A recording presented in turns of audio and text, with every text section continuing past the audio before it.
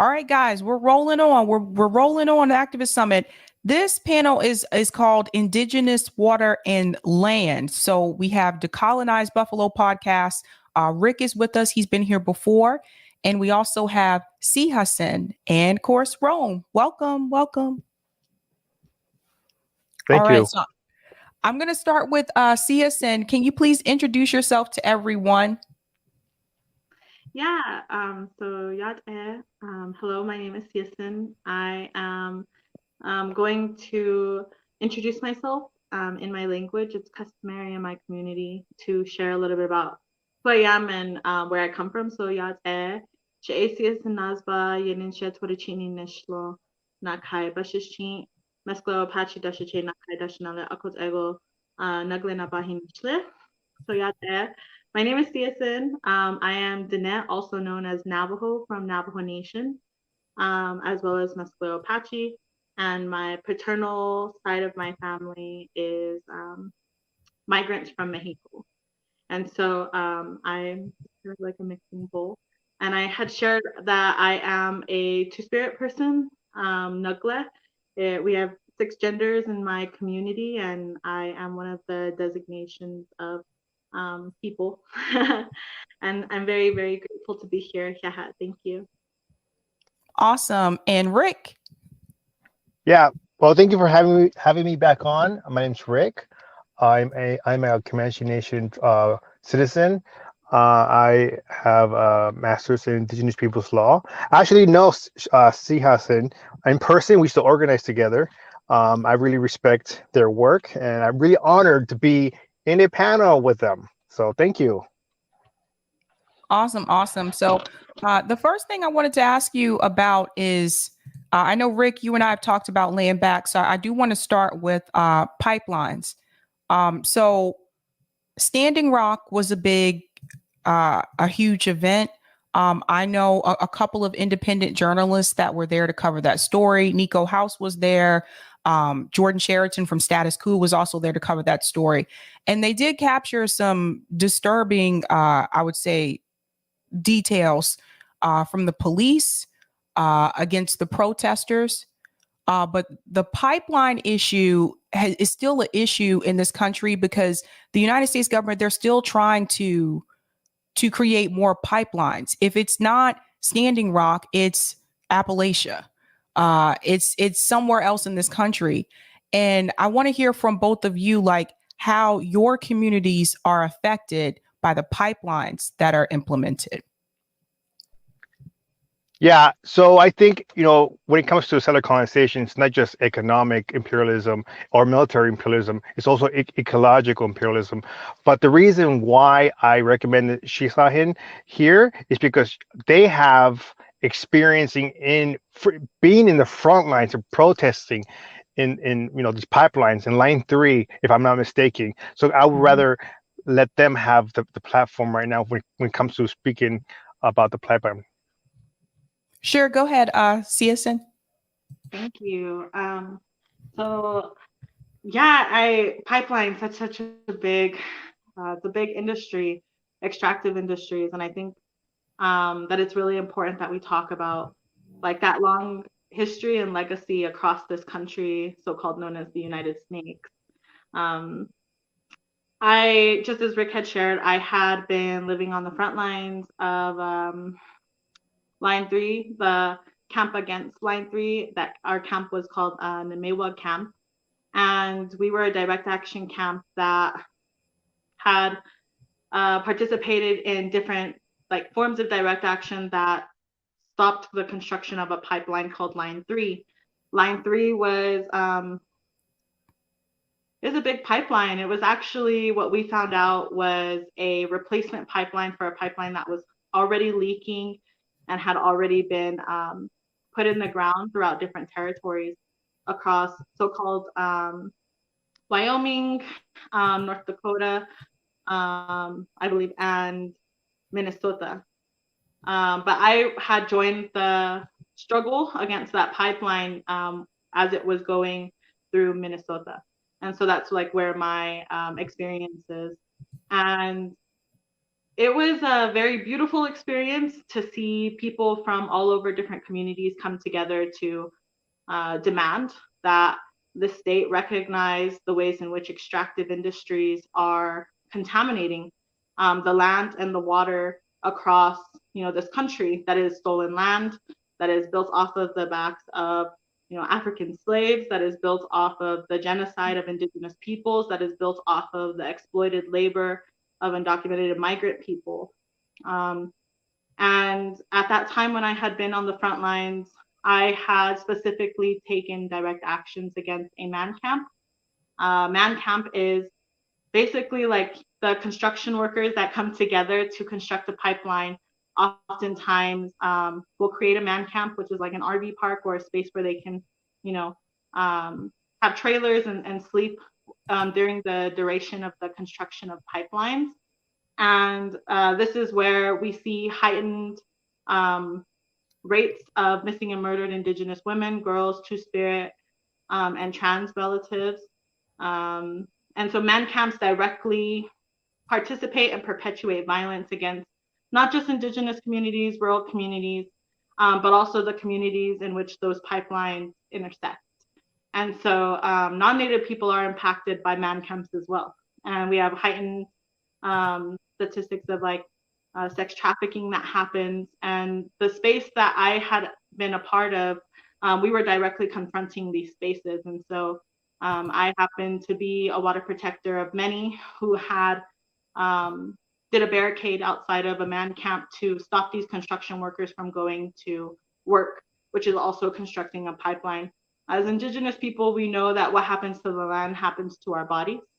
And so for us, it's important to, get on the front lines and do all that we can to stop these extractive industries from killing our people and killing the life in those territories.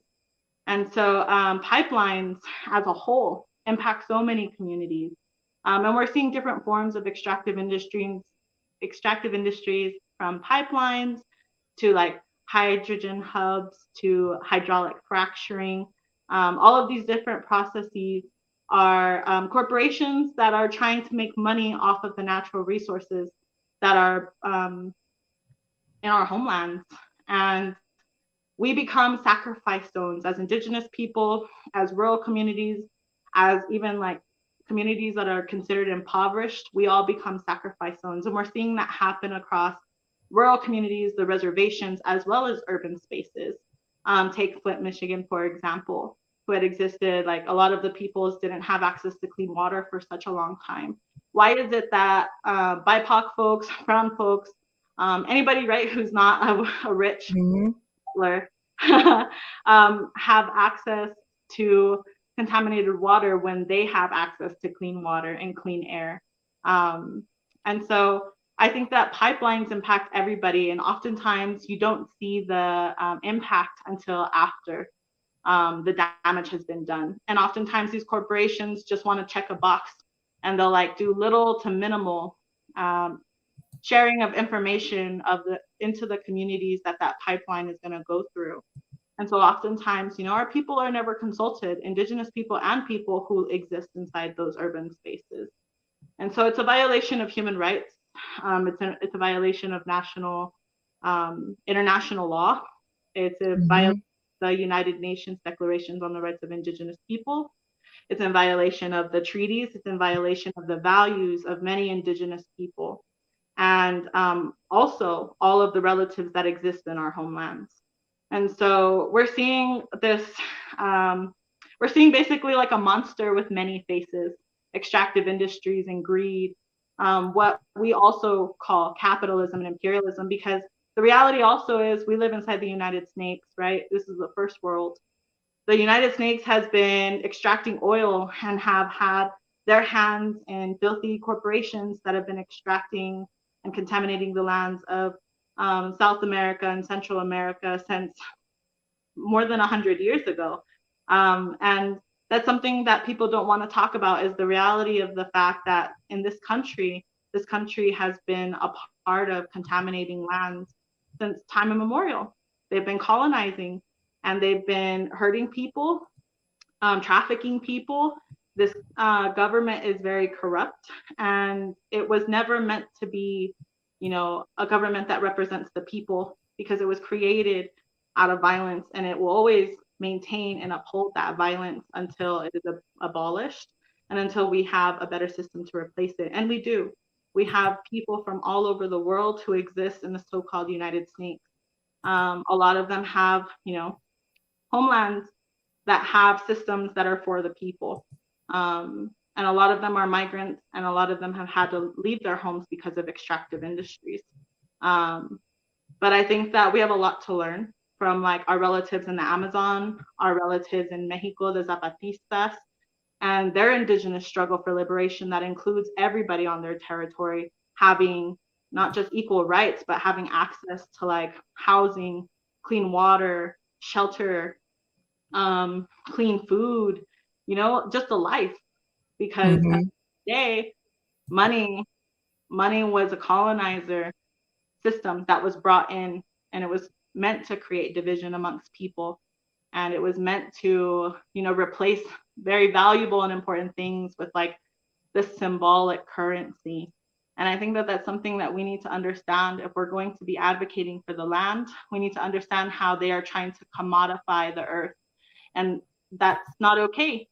We can't commodify life, and we can't commodify the lands that gives us life.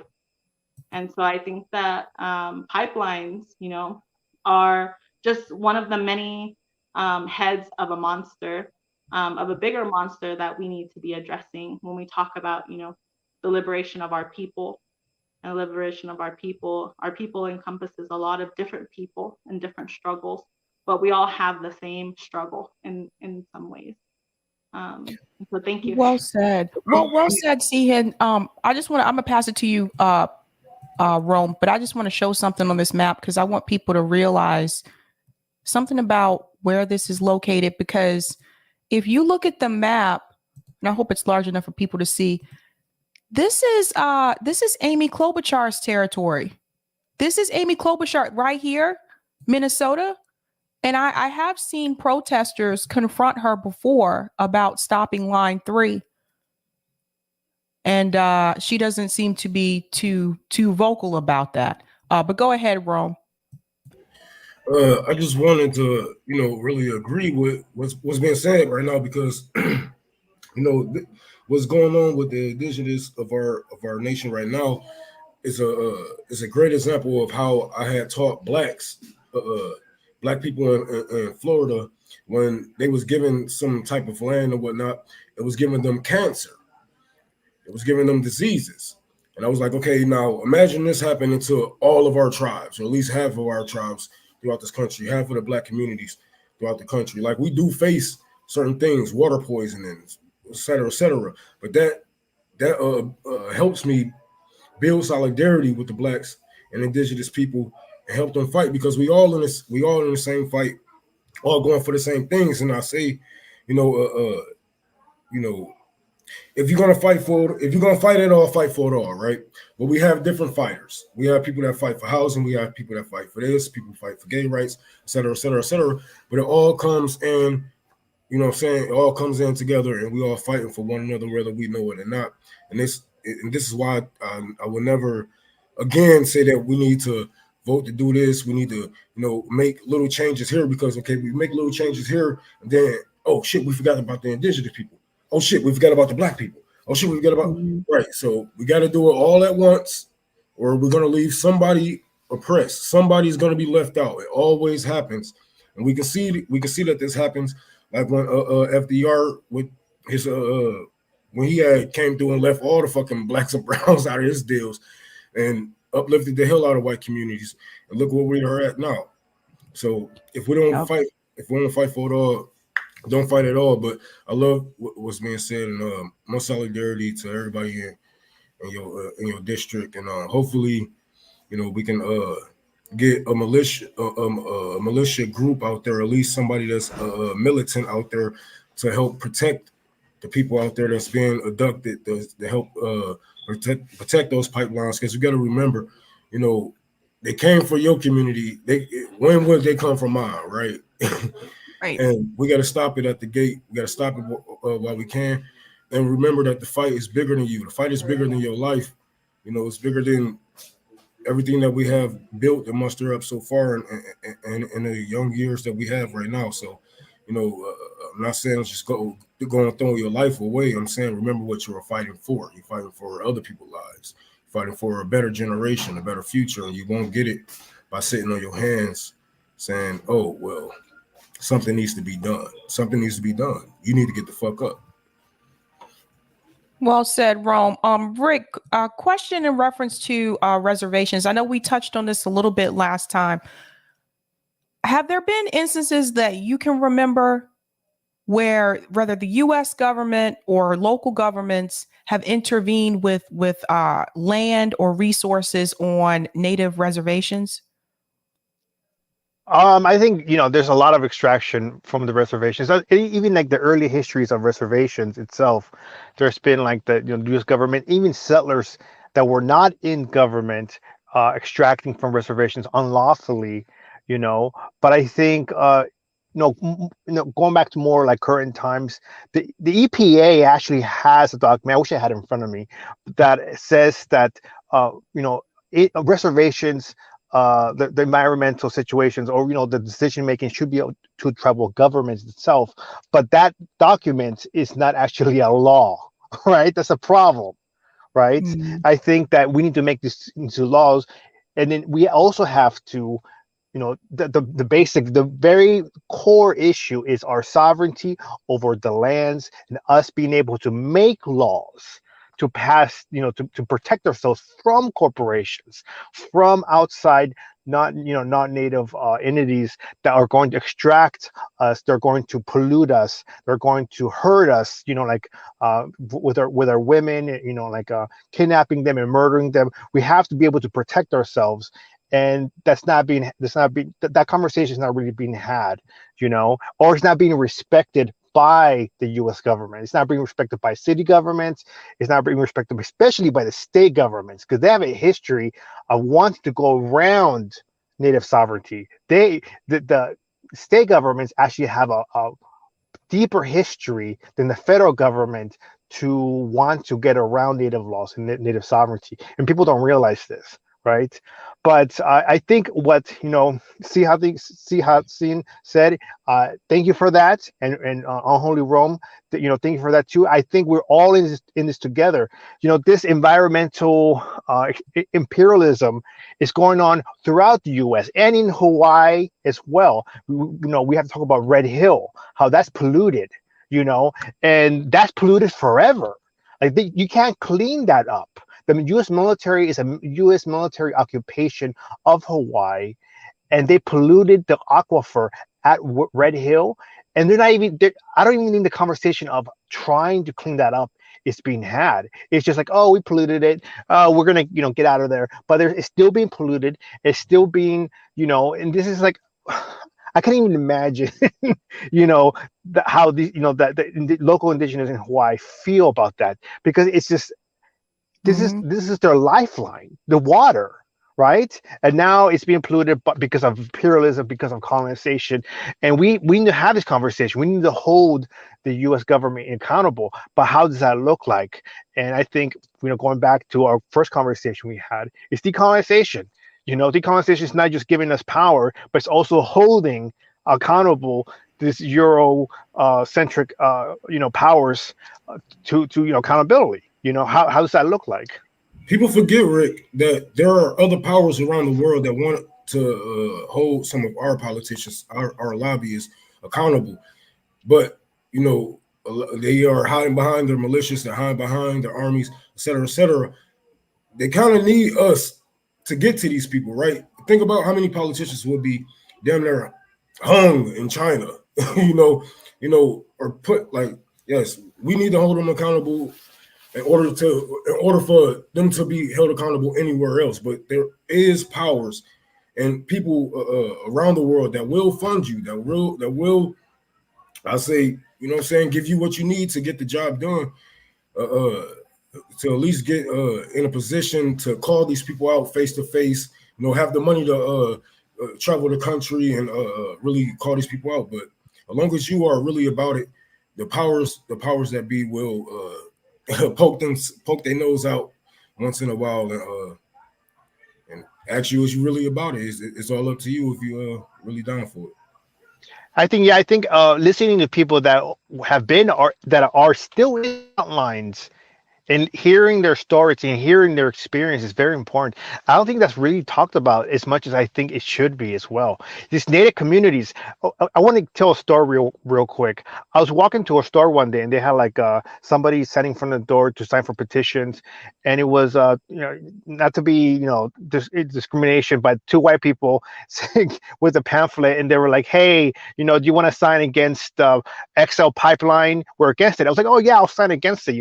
I was like, have you heard of, this is like back in 2012, 2011. I was like, have you heard of I Don't Know More? Like the Native people are in the front lines. Native community, I told them, they're in front lines fighting this pipeline. And these people with the petition were like, we've never heard of I Don't Know More. We've never heard of Indigenous peoples in the front lines. And I was like, you are making people sign a petition, which is good. I agree with you, but you don't understand the people's voices that are in the front line and fighting against extraction, fighting against imperialism, right? And that's a problem.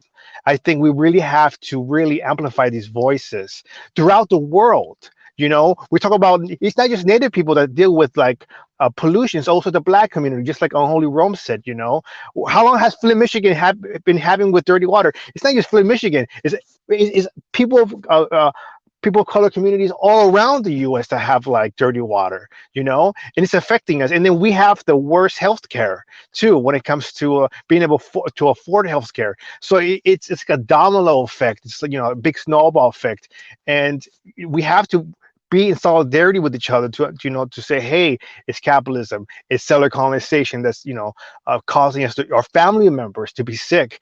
We have to stand up for them, right? That's right. I have a clip here I want to play about line 3 from an activist. Let me just share my screen here. This is from Winona LaDuke. She was also on Democracy Now! As well. So I just want to play this short clip. And Rick and Cesen, let me know afterwards if you agree with what she's saying here, because I'd be interested to hear. What is line 3? A lot of people want to know, and a lot of people don't know. So think of it this way. There are 6 really old pipelines that they put through in northern Minnesota, shipping diluted tar sands from Alberta to Superior, Wisconsin. And one of those lines is called line 3. It has, according to Enbridge, about 900 structural anomalies in it. Structural anomalies are things like small little pinhole leaks, maybe it comes some cracks, and some of those end up to be big problems, like that Kalamazoo spill. That was a structural anomaly. Line 3, it's old and it's corroding and it's at the end of its life. It's already had a number of leaks and spills, and frankly, it's a catastrophe waiting to happen. There is a likelihood that there is a whole bunch of contamination under the present line. And once that corrodes, our children and grandchildren may one day watch it drain a lake or a wetland or flood a farm field. Fixing these problems is very expensive, so Enbridge wants to abandon the pipeline, walk away, and build a brand new one in a brand new corridor. Enbridge calls this a replacement project. They're replacing line 3. They are not replacing line 3. They are putting in a whole new corridor and doubling the size of the line. That is not a replacement. That's a brand new line, and that's what's wrong. So we've got 2 problems. First, we've got a problem of the proposed new Sandpiper and Line 3 corridor through the heart of our best lakes and wild rice watersheds and through our treaty territories. We also have the problem of this old crumbling line that Enbridge wants to abandon. And right now, what abandonment means is that they just leave it and walk away. And the company says that they will take care of it, but it is not clear that there is any liability from the Enbridge Corporation. The worst part is that neither the United States government or the state of Minnesota has any plan to deal with it. The good news is that the Ojibwe tribes are standing up, and a lot of landowners, county commissioners, and mayors are getting increasingly concerned about who's going to be liable for Enbridge's mess. So tell Governor Dayton to tell the state legislator, to tell county commissioners that abandonment is not what we want. We want big Canadian energy corporations to clean up their mess and not leave it for all of us. And we feel that they should put hard-working Minnesotans to work doing it. It's time to make a plan, investing in cleaning up and stabilizing our existing infrastructure and building stuff that actually serves people. Be good. So I want to get your take on that. Is she pretty much spot on? Yeah. Yeah, I saw her on oh, all of you guys are muted. I don't know how that happened, but it might have been just you guys, but I saw her on Democracy Now, and I was wondering if you guys would consider the same. Now, Sihan, you just told me about Tara Hooksa, so I want to share this one as well. Share my screen here.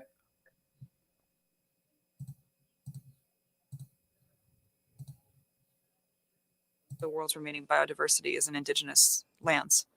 So we are the last holders of these sacred places and of the diversity of the world.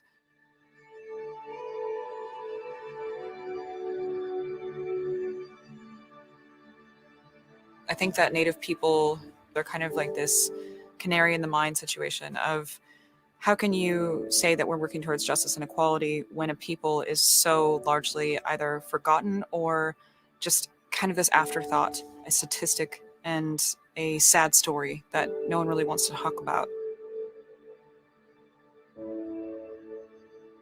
You refer to Native people as kind of like this footnote in history. We were here before the arrival of the United States, before America, before Canada, but after that, there's really not anything. There's no more. It's this sad chapter of dispossession and genocide, and then it's just blank. I wanted to pause there for a second because I want to get your take on this, CSN, and I lost Rick. I don't know what happened. He might be back. Oh, there he is. I want to get your take on this about what she just said about when people talk about Indigenous people, it's usually in terms of the past or history, as if Indigenous people are not still present today. Do you think that's fairly accurate, CSN? Yes, I would say it's very accurate. I definitely have had that experience. I've had people in the community I grew up in not know or even realize that I'm an Indigenous person. I've also traveled to different parts of the United States and met different people, brown folks, Black folks, who are like, you're the first Indian I've ever met. And like, even that term is really outdated, Indian. We call ourselves like Indigenous, we call ourselves Native. We have our own names for how we identify ourselves. I'm Dene. Like, a lot of folks are not given any history, any historical context of our existence, and that's because the United States doesn't want people to know what they did in order to acquire the land that is so-called known as the United States. And it's very intentional to not know who we are, and that erasure is very much a form of structural racism and anti-Indianism or anti-Indigenous sentiments, because they want to erase us, because then it's like a closed chapter, and we still experience ongoing genocide. So people will continue to see like our communities diminish because the system was never built for us, and it's going to erase us unless we change it. And there's no way we can take down the master's house with the master's tools. We can't do that. Right. We have to abolish it, and we have to move forward in a way that honors the distinctiveness of every community, but also that goes hand in hand with like land back and the liberation for our migrant relatives, the liberation of our Black and African relatives, the liberation of our Asian relatives. Like, all of our struggles are connected, and nobody's asking anybody to leave. What we're asking people to do is to recognize that we're in a toxic relationship with the United States. And in this case, we're the survivors. The history is on our side, and we're continuing to be killed and murdered for profit and for land and for the system and its greed. And if we don't do something, then the house is on fire and it's going to fall. And we're running out of time. We have a climate disaster, or poaching for future generations. And Indigenous people, we make up 5% of the global population around the world, right? But we protect 80% of the biodiversity of this land that humans need to live. So we quite literally have the solutions to the climate disasters in place. Well said. Okay, I'm going to finish the clip here. We have to acknowledge and teach our children the truth, and not just the past truth, but the present truth also. When you stand on a piece of land that's been part of your people's history for thousands of years, your ancestors have lived and died there, it is a very different connection that you feel. It's your people's land, and you're just you're almost entirely forgotten. You're a mascot, or you're a logo on a on a sports jersey. Within our communities, within Indigenous communities, I've seen this healing of this trauma with every generation. With every new generation, it gets a little bit better. And it's still really hard. Youth suicide is a very, very common thing within Native communities, and it's really, really difficult. But there are all these youth, too, who are really empowered and are trying to overcome that. What gives me hope is seeing all of these youth rising up and really empowering themselves and being unafraid. The movement that began at Standing Rock, that everyone knows of, that it became a worldwide movement, was started by youth. It was started by youth that began the Sacred Stone Camp and then ran 2,000 miles from Cannonball, North Dakota, all the way to Washington, D.C. with their message. That was youth that did that. So seeing the power of them asserting themselves in these spaces, and the youth all over the world that are doing this, that are leading these conversations, that are questioning and challenging, what are you doing with my next generation? What are you doing with my future? This is my future on the line, and this is probably yours too if you're under the age of 30.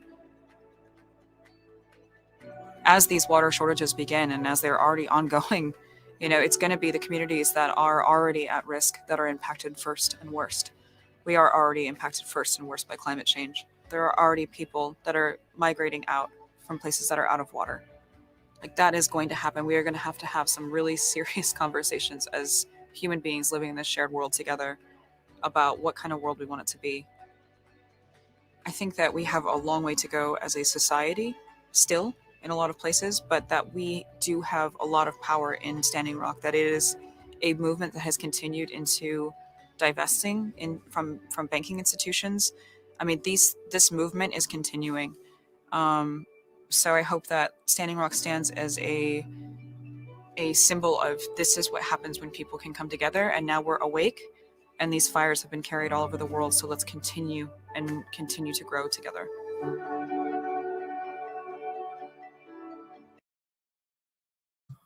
Well said. There's something she said there about the youth, and I do want to talk about that for just a second, because I do feel like it's going to be the younger people. It's going to be like the Gen Z, and I think it's Gen A that comes after them. I can't keep up with all these all the time, but they are a bit more bold and brave. And I've had these conversations with people before, with people who are Gen X. My parents are boomers. My parents have said this as well, that they feel like sometimes their generation just kind of gave up. And then I'm a millennial, and we all went through the housing crisis. And so some of us are just kind of like, what is happening here? So there's a lot of anger and frustration, but I feel like it's actually been the younger people who are really out there leading these movements, whether it's Standing Rock, whether it was the George Floyd protest. So I really do look forward to, I look towards them. I mean, the main reason I should say why the younger generations are going to be the most routed, because capitalism have nothing to sell. They already gather up all of the wealth, all of the land, the housing. What else can you do? What else can you sell them? They gave boomers a house. They gave them nice jobs, cheap house, cheap land. They have nothing to give these younger generations, and it's really gonna be the blowback on capitalism, like it always will be. Agreed. Well said. Rick, I want to get your take here. This was something that we did mention last time, and I want to see how Sahin feels about this as well. In reference to the way that Indigenous people are treated in this country, I feel like it's one or two ways. Either Indigenous people are forgotten about, especially if you live in an area where there aren't many Indigenous people, or uh, they're they're just pretty much like, mistreated, like the same way that Black people are, right? So, Si Hassan, you talked about the women that have disappeared. I had this discussion also with Delilah. She told me the same thing about the women disappearing, nobody really caring. That's racial. And it is true. And it happens in the Black community too, because when Black girls, Black women disappear, nobody's really out hunting for them. But when white women disappear, people are out hunting and looking for them, right? They make documentaries about when they disappear. So I think there is a big difference there. But what do you think needs to be done that can change people's perception about Indigenous people in this country? Do you want me or do you want Sia Hassan? Sia Hassan can go first. Thanks, Rick. Shoot, that's a really beautiful question and a big question. I think that some of the biggest things that can change in our communities that's realistic is having more conversations about, whose land are you on? And what happened to those peoples? What's their history? And, I think that it's important for people to remember that, as you are learning more about this history, like it's really dark and it's right now it's meant to be left behind, which is part of the problem, right? Because if we don't know what happened, then who's to say that we're not going to interject when we see history repeating itself? I think that there's a lot of dark history and unique history for every tribal community that is heartbreaking. Just like every group of people who have been forced to relocate and find a new home or who have been trafficked, every story is unique and different and painful. And I would encourage folks to look into the communities that are, providing not just mutual aid, but providing a lot of the basic necessities to live, because oftentimes you're going to find our people there. You're going to find Indigenous people, oftentimes who live on the streets, inside urban spaces, who are taking care of each other and still living in that way. And I know that because that's my story. I was relocated from my homelands in the 1980s. Me and my great grandmas, well, my great grandma, my grandma, and my mom's generation. And because we were relocated off of our homelands, with the United States asking my nations to create a border, and those families that were at the border were booted out of the entire reservations. We ended up moving to an urban space where 3 generations we struggled with experiencing homelessness. And so, like, I grew up on the streets in so-called Albuquerque Tiwa territories, which is Pueblo people's lands, specifically Tiwa Pueblo speaking peoples. And I learned how to live and survive from other Native relatives on the streets who looked out for me, who showed me care, who encouraged me to speak our language and to still practice our traditions, even though we're currently refugees on our own homelands. It's in those spaces that I realized, I'm part of those statistics that are supposed to go missing. I'm part of the statistic that's, supposed to not survive. And for a long time, I internalized that, and I thought it was something to do with, like, the way that the system tells us, pull yourself up by your bootstraps, work harder. Well, like, what happens when everything that you knew and everything that you are is stripped away from you, right? Like, it's to start again. And my family really struggled. They struggled with substance use. They struggled with addiction. They struggled with, housing. They struggled with engaging with, like, and specifically unlearning, like, toxic and harmful things. Like, it was a struggle for us to be here, but we're still struggling forward. There's a lot of us. And I think that that's something that we're going to have to come to terms with is the reality is that like when you see Indigenous people, what you've been taught is that we are in shawls and we have our feathers and regalia on. But sometimes you're looking at an Indigenous person who is living on the streets, who is maybe dirty because they don't have access to a shower, who is maybe, you know, malnourished because they don't have access to food. Like something that I commonly ask is, how can you be homeless on your own homelands? You know, like I'm in my own homelands. How is it that I'm on the streets? I don't call myself homeless. I call myself unsheltered because in our traditions, we believe that we have a relationship and an obligation to protect the land wherever we're at. So as long as I'm living in my homeland, I'm where I'm supposed to be. So, and what's the difference with people who pay rent and own a home and have to pay a mortgage every year if you can just get evicted out of that space any year if a corporation comes in wanting it? You know, is that really home? Like I really try and challenge the notions that we've been taught as people, what is family, what is home, all of these things, because we've been conditioned by a white supremacist colonial system. And we have a lot of unlearning to do if we are to embrace like what a better community moving forward with all of us looks like, because it means that we have to unlearn a lot of terrible things that was taught to us for us to survive in this system, you know, like capitalism. Crabs in a bucket, you know, the ways that we put each other down as poor people, as working class people, like we have to be disciplined and we have to struggle together and have hope in each other to be the best that we can be and encourage that in each other. Because like the system already tears us down as it is. And like, how do we start to uplift each other? Because we know it's not going to come from the system. The system's meant to eradicate us, or it's meant to assimilate us or condition us. And so Indigenous peoples right now, we look like many, you know, there's a lot of migrants who are Indigenous, a lot of undocumented people who are Indigenous. Like I always pride myself, and I've known a lot of Indigenous people from different communities who pride themselves on always being open to talk about where we come from, what is our histories, what is our creation stories, you know, what is the story of the land that people occupy. We have those stories still. And a lot of us are like wanting to share it with our relatives. We do that, you know, and I would just encourage people like open up your home to like Indigenous peoples, open up your spaces. Let's see how we can build together and see how much we have in common so we can struggle forward.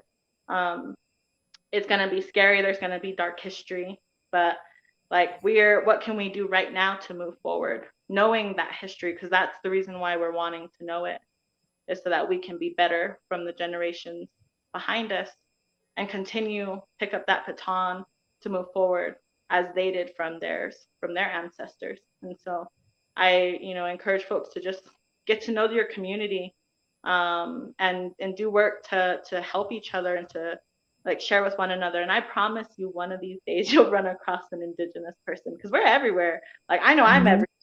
I travel all over just to be in community, like, and I don't have a job. You know, I sometimes am houseless, but like I'm doing a work that allows me to speak my truth and that allows me to help people understand where I come from and what my people suffer. And sometimes, you know, people offer mutual aid to me and that gets me by. And that's a system that exists, that can continue to exist. I have a great grandma who's 109 years old, and she only speaks our Indigenous language, and she's survived only by making our weavings and selling our weavings at trading posts. She's never had to learn English, and she has never adopted or never had like a job. She's never adopted this capitalist system. It's possible to move in a direction where we no longer value money, but we value like each other and the resources in our spaces and our homelands and like the communities that we have. And so I just want to challenge people to think about like sometimes you're taught to think in a box, but what's beyond that box?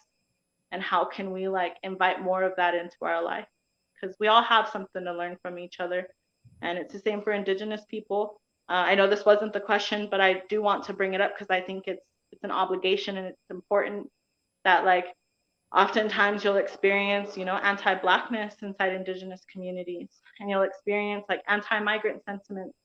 And I think like it's important to remember that like, again, we're all conditioned to be a certain way, but it is also our job to call it out and to say that's not acceptable. Because if we're going to start a movement together with each other, then we have to be willing to unlearn all the toxic, racist, violent things that we've been taught about one another's communities.